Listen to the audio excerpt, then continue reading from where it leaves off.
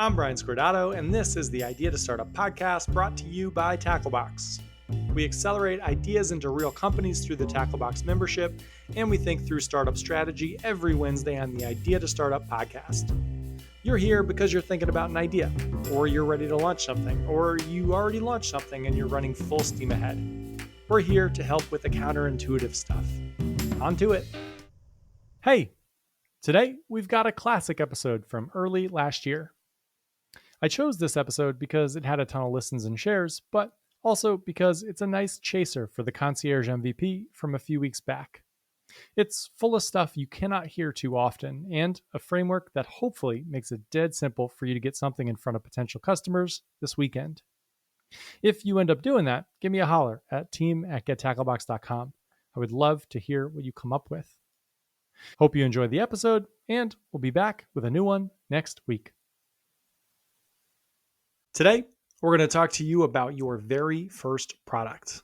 The first thing you send to customers that'll hopefully solve their problem, give you a ton of feedback, and help you make a bunch of decisions like, is this thing worth my time? Ideally, you want to do this before you've spent a bunch of time and money. Early products are important.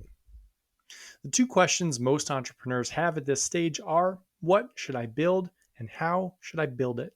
We'll tackle both today. Nearly everything out in the non-idea to startup world focuses on the second question. How should I build it? There are podcasts and YouTube videos and even whole companies that teach you how to build a product in 2023 with no coding knowledge or developers needed. There are endlessly accessible tools. You can get a beautiful website up, collect payments, trigger emails, automate social media posts, generate an AI logo, and on and on and on. You can build affordably just about anything that you can dream up. But as my dad says, all of that plus $1.50 will get you a ride on the subway, pre-inflation. I get a kick out of people who say things like, it's so easy to start a company in 2023. Look at all the tools you have at your disposal. You should just build something. That's like saying it's so easy to start a restaurant in 2023. There are grocery stores everywhere and stoves are cheap. Cool. I mean, it's certainly better than stoves being expensive, but that wasn't ever really the problem. The problem is, what the heck am I going to cook? And for who? And how am I going to find them? And what am I going to charge? And will they ever come back?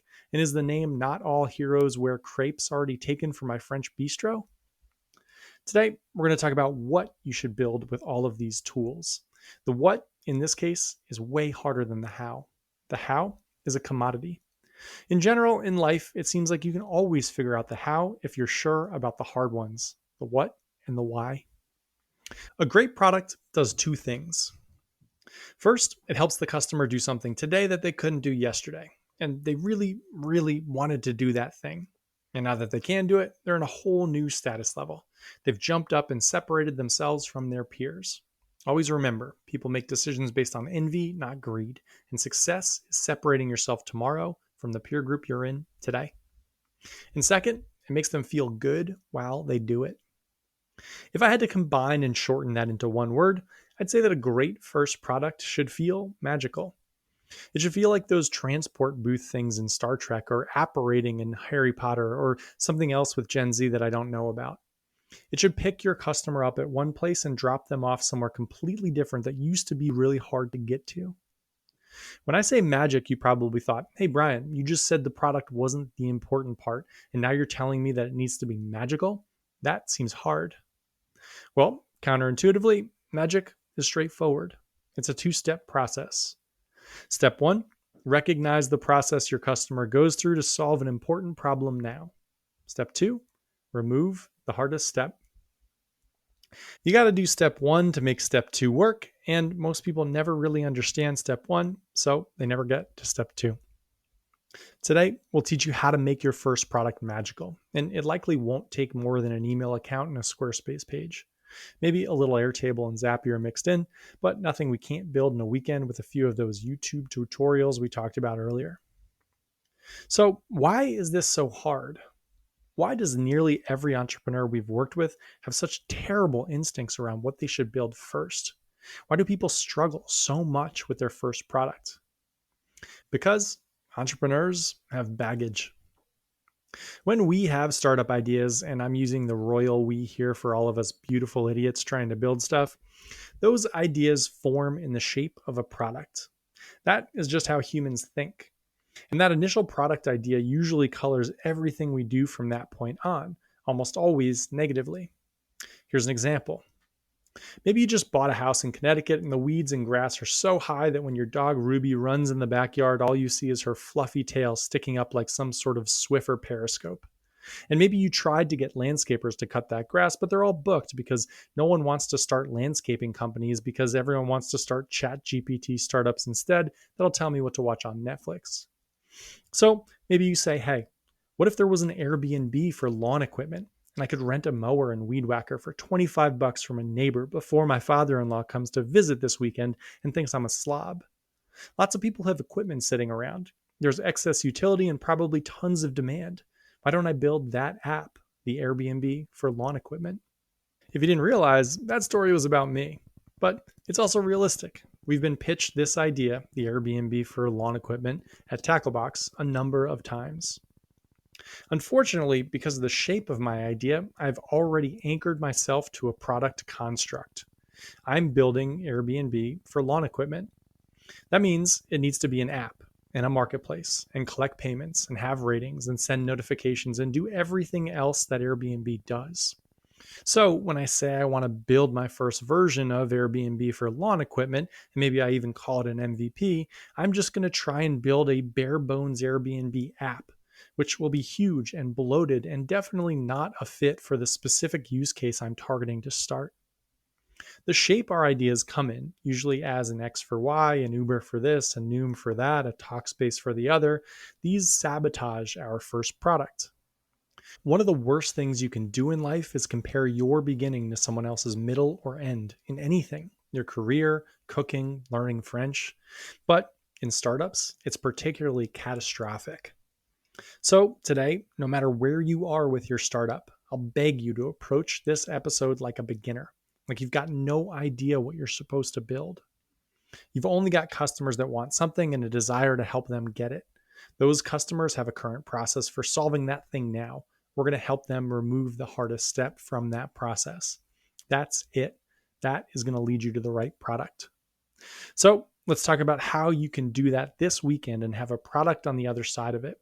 We've got a 3-part framework that'll set you up real nice. And before we get to the jazz, an editor's note. I do know that a chunk of you were like, shit, that Airbnb for lawnmowers idea isn't half bad. Does that exist? I should do that. And to that, I'll say, all babies are cute, my friend. All babies are cute. But if you do start it, I need a lawnmower by Friday before my in-laws come. You don't want to be the slob son-in-law, even if you can build magical products, which we'll get to after a little smooth jazz. This episode of Idea to Startup is brought to you by Build, BYLDD.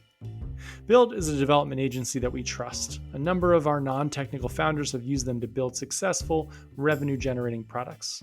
Other businesses they've helped build have generated hundreds of thousands of dollars in revenue, gotten into accelerator programs like Y Combinator, and raised millions from VCs. Build is uniquely positioned to help non-technical founders get their first product out. Usually, this is a disaster for all the reasons you already know. Finding a CTO is hard and unlikely. Hiring a dev shop is a black box, and unless you're spending $200K or more, it's unlikely your project will be a priority.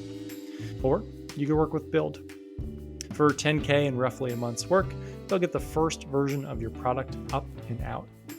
Reach out to Build at byldd.com, ask for Ayush, and say you came from Idea to Startup. In a month, you could have a revenue-generating product. Back to it. 3 steps to your first product. Step 1, process. The 3-step framework to building a magical first product is hard, but it's straightforward. Step 1 is process. Knowing the steps the customer goes through to solve the problem now and calling out the most painful one. Step 2 is metrics. Knowing how the customer measures success and promising that specific metric in relation to their bigger goal. And step 3, delivery. Removing the most painful step somehow. We'll start with process. And to do that, we've got to first talk about organ donors.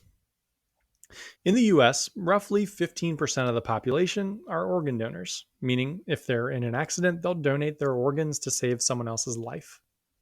In Austria, roughly 90% of the population are organ donors. Why the gap? Is it that people in the US are morally opposed to being donors? Are people in Austria more compassionate? Is it a religious difference? A cultural one? Nope. It's just a detail with the sign up form. In the US, you have to actively check the box on your license to become an organ donor. The default is to not be one. In Austria, you have to uncheck the box. The default is to be one. If you've listened to all 163 episodes of Idea to Startup, and I just got our metrics, there are a lot of you, which is cool, and thank you. If there is one thing that you take away from all of it, please make it this: 99.999% of things people do are based on inertia. If they have to change anything, it's unlikely they will, even for something as serious as being an organ donor. So, 15% of the US population are organ donors because you have to opt in. If instead you had to opt out, I'm confident that number would be closer to the 90% that Austria has. And lots of people would benefit from it. But again, that's not what we're here for. The point is recognizing the power of your customer's inertia. Inertia is like Charlie Munger talking about compound interest. Do not, under any circumstance, break it.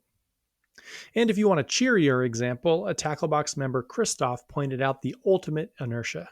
There's a restaurant in London that has a button at every table that says press for champagne. If you press it, champagne comes. Inertia, thrust, and drag. And lots more champagne sold than if you didn't have the button. And that is step one for your product: to understand your customer's inertia, to understand every step they take to solve a problem, to understand what those steps look like, which are painful and which they'd pay to remove. You need to know which steps are written in stone and which might be flexible. Do this by understanding what steps they've changed in the past. We've talked about the hassle premium before. People are happy to pay to remove hard stuff if it gets them something they want, but not if it breaks their inertia. Knowing their process lets you build a product that'll benefit from the existing inertia structure. The goal is to make it easier to use your product than to not. And to know their process, you need to pick a specific customer with a specific process. Here is an example. I'm thigh deep in the chronic pain startup world.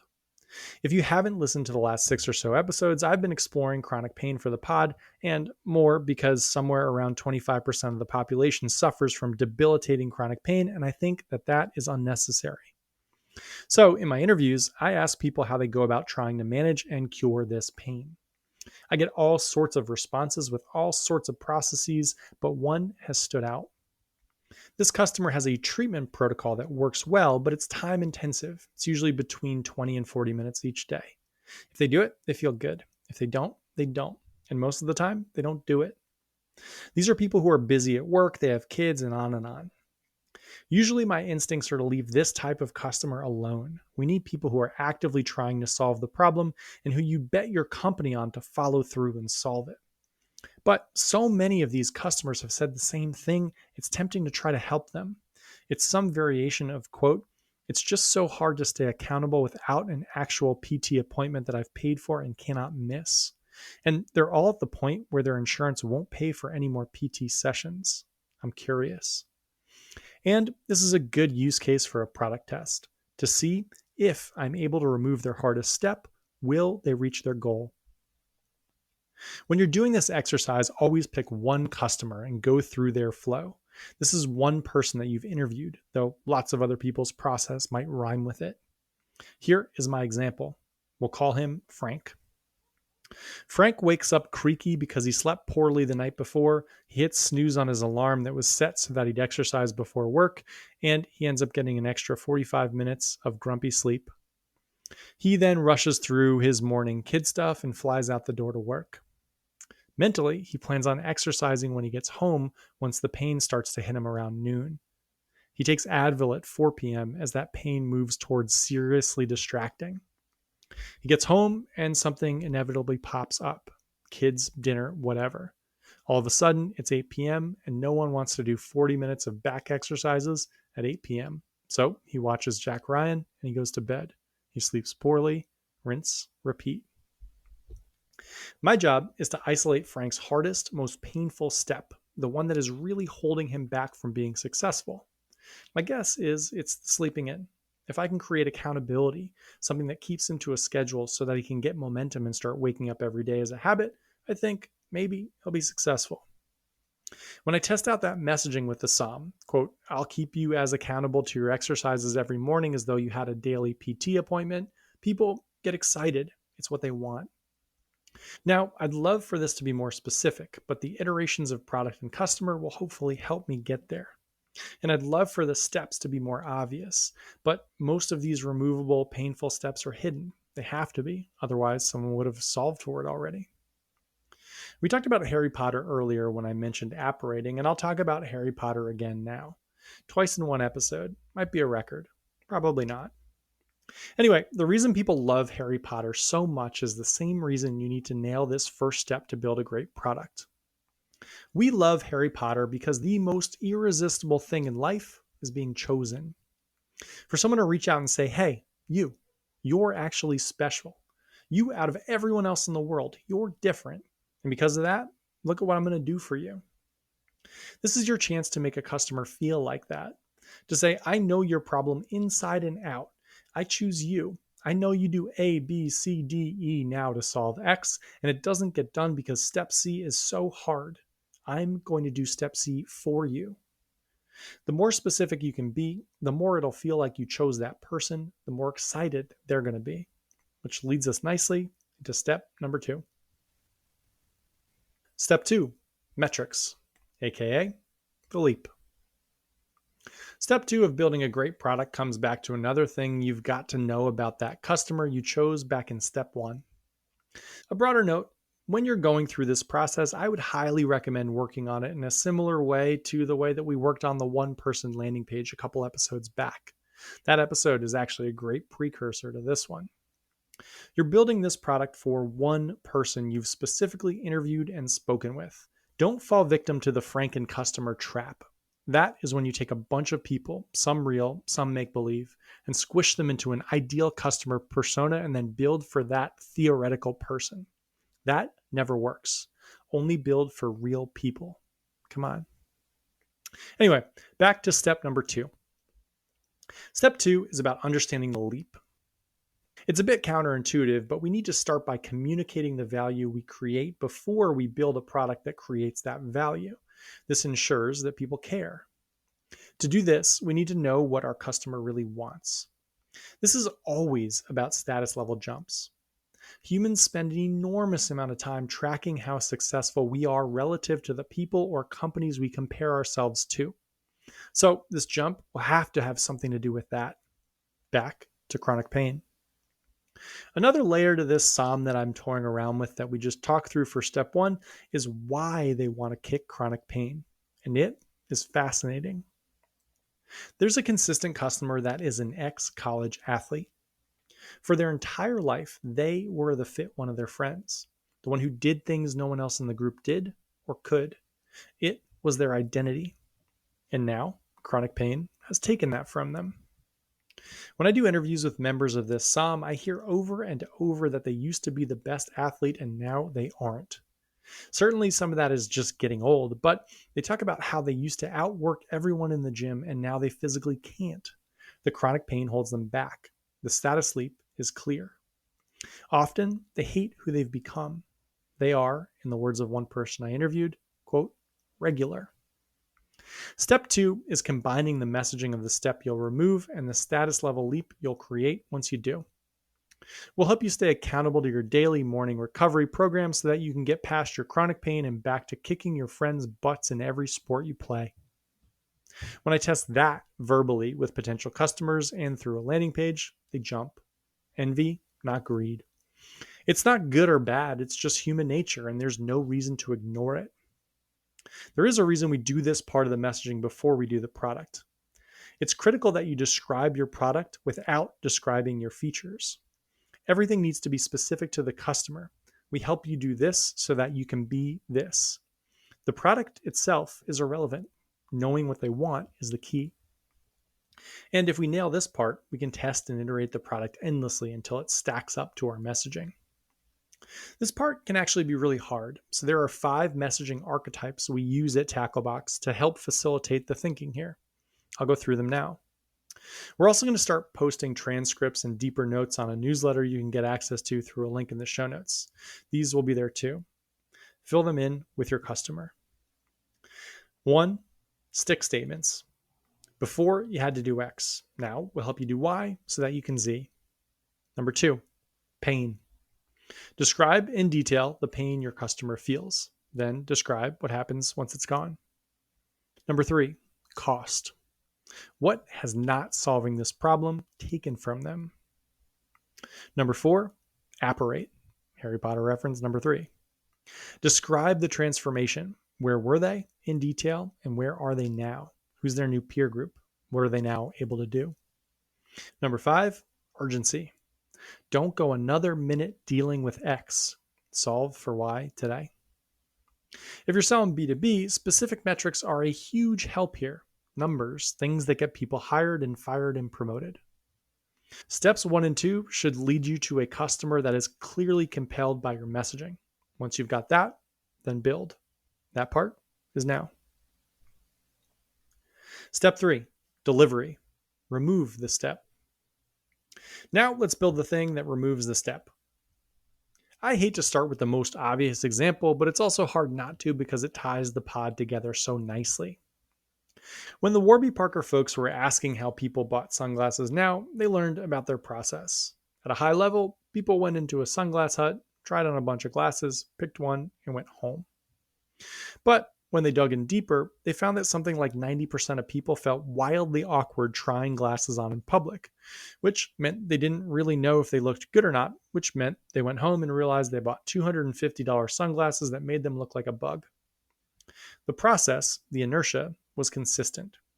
At the beginning of every spring, on one of the first sunny weeks, people would go to a sunglass hut, try on glasses, buy some, get home, be disappointed, find a time in the next couple of weeks to go back to the store to return them, try on more pairs, repeat until you found something that miraculously made you look slightly less like a bug.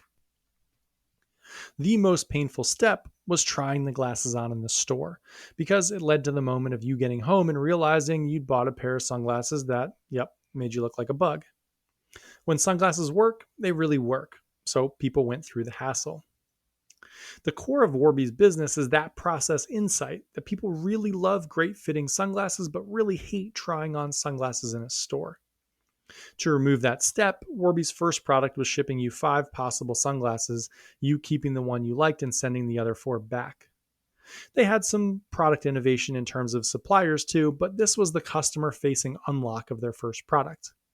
And before they manufactured their own sunglasses, their product easily could have been shipping other brands of sunglasses that people chose online. Ideally, you've got a pretty clear step you want to remove. Now, it's time to be creative about how you do that. There's a book called The Personal MBA, which I absolutely love.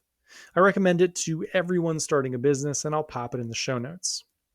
They have a section called the 12 forms of value, and these are basically the 12 types of products that you can build.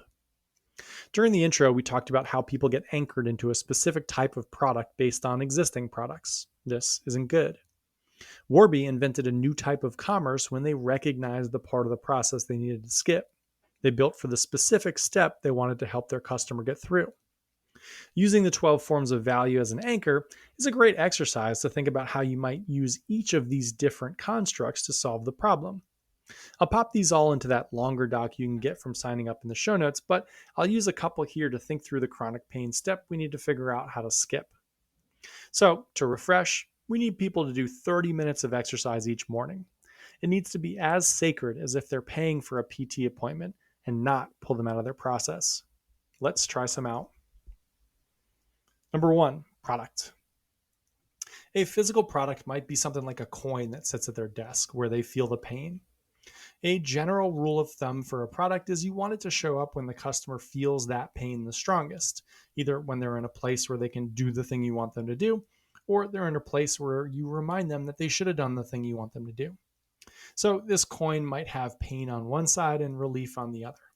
Each day, you flip it to relief if you exercised in the morning.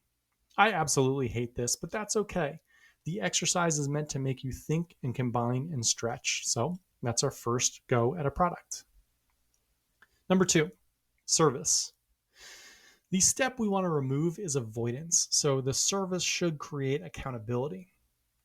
A lot of my customers mentioned that they didn't skip physical therapy because they'd paid. Also, a few mentioned that they'd worked out in groups and that had been really effective in the past. So, here's a service idea that mimics the conditions of the times they were successful. Another good approach. Each week, you Venmo our business, which is still called I Stand Corrected because I'm not beating that, $250. Then you show up each morning to a 6 a.m. group class on Zoom where everyone has their cameras on and does their exercises. If you show up all 5 days, you get your $250 Venmo'd right back. If you miss a day, your $50 for that day gets distributed to all of the people who showed up. Another service idea is simpler. Group sessions on Zoom the night before you commit to the workout group. Yet another is a digital physical therapist who runs a group of people with the same pain through exercises that lowers the price. You could have 25 people in a group and charge each $15 per person.